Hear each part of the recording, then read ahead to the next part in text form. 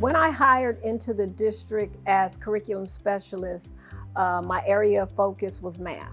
We were trained to use Next Gen Math as our intervention component. And so that was my first introduction to Next Gen Math. I had never heard of the platform, but it became the go-to resource for our math intervention. I think one of the biggest problems that it solves, if you have students that are not quite at the grade level that they should be in terms of the math content, in terms of the math standards. Next Gen Math allows you to backwards math and to find those stems that basically students maybe missed in grade levels prior in order to build them up to where they need to be.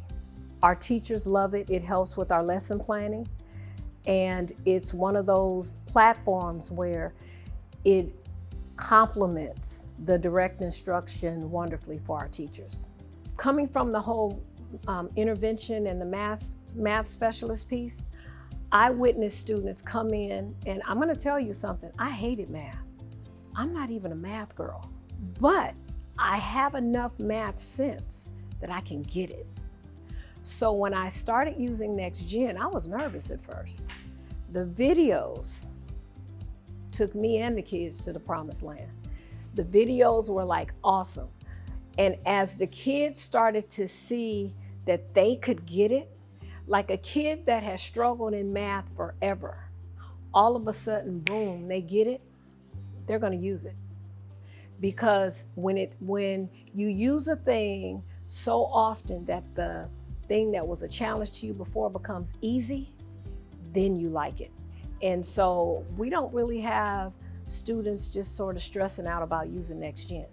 They welcome it because it's just a part of their daily routine. And I think once you start to use it and you see how the vocabulary that's used, how the questions are designed, it gives the students a higher depth and complexity exposure to the standards. So whereas when you are using, say, just a generalized textbook, you get the foundational piece, but you don't get it at that higher level. So now I think that the teachers can compare the two. There's more buy-in.